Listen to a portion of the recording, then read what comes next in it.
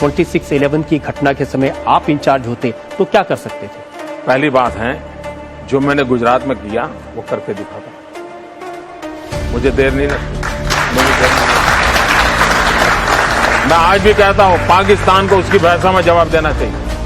पाकिस्तान को उसी की भाषा में जवाब देना चाहिए कि लव लेटर लिखना बंद करना चाहिए। পাকিস্তান এই একটা নাম 130 কোটি ভারতবাসীর বুকে আগুন জ্বালানোর জন্য যথেষ্ট।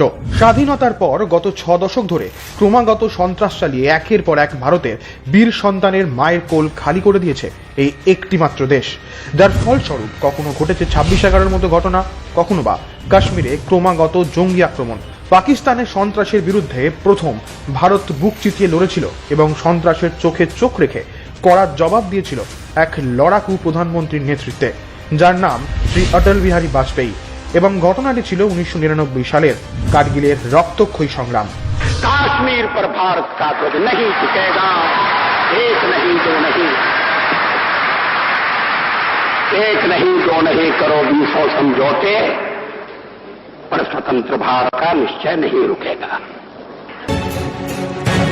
27 मई भारतीय हवाई हमले की रणनीति के लिए बेहद घातक बनकर आई, पर इस तारीख से बड़ा सबक भी मिला। फ्लाइट लेफ्टिनेंट नचकेता ने मिग 27 से उड़ान भरी, पर उनके मिग विमान को पहाड़ियों के ऊपर से चलाई गई स्ट्रिंगर मिसाइल ने मार गिराया। फ्लाइट लेफ्टिनेंट नचकेता इजेक्ट होकर पैराशूट के सहारे नीचे उतरे तो वो नियंत्रण रेखा के पार चले गए, उन्हें बंदी बना लिया गया। भारतीय खेमे में खलबली मच गई, विमान गिराया गया, फ्लाइट लेफ्टिनेंट का पता नहीं। खोजी उड़ान लेकर स्क्वाड्रन लीडर ए आहूजा निकले तो उनके मिग 21 विमान को भी पहाड़ियों की चोटी से चली स्ट्रिंगर मिसाइल ने नष्ट कर दिया। जब स्क्वाड्रन लीडर आहूजा पैराशूट से कूदे तो उन्हें गोलियों से भून दिया गया। पर नुकसान को भुलाकर 27 मई की शाम को ही लड़ाकू विमानों ने टाइगर हिल और पॉइंट 4590 पर भीषण बमबारी की।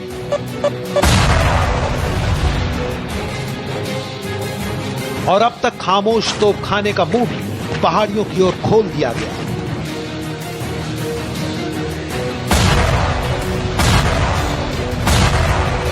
इसकी आड़ में पहाड़ों पर चढ़ रही सेना की टुकड़ियों ने दुश्मन पर हमला बोल दिया।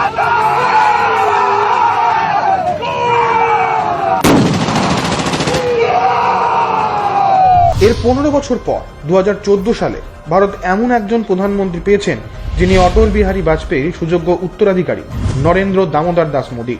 মোদীজি প্রধানমন্ত্রিত্ব গ্রহণের পর সংসদে প্রথম বক্তব্যে বুঝিয়ে দেন দেশের সেবাই তার এক এবং একমাত্র লক্ষ্য।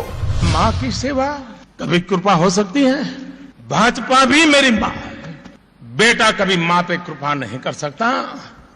बेटा सिर्फ समर्पित भाव से माँ की सेवा करता। মোদীজির নেতৃত্বে বালাকোটে ভারতীয় সেনাবাহিনীর এয়ার স্ট্রাইক অতীতে যে কোনো প্রধানমন্ত্রীর তার স্বপ্নের অতীত ছিল, তা পাকিস্তানে সন্ত্রাসের ভিত নড়িয়ে দিয়েছে।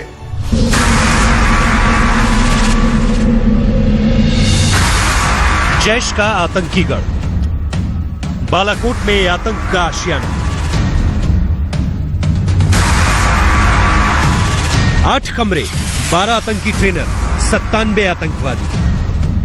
खुफिया एजेंसियों को यह पक्की जानकारी थी कि इस मुख्य इमारत में 12 आतंकी ट्रेनर और 97 आतंकियों ने पनाह ले रखी है, इसलिए मिराज 2000 का पहला निशाना ये इमारत बनी। साफ है कि ग्राउंड फ्लोर पर सो रहे 12 आतंकी ट्रेनर और पहली मंजिल पर आराम फरमा रहे 97 आतंकियों को जहन्नुम ही मिली होगी, क्योंकि यहां पर गिरे बम ने आतंक की इस मांद को सबसे पहले तोड़ा।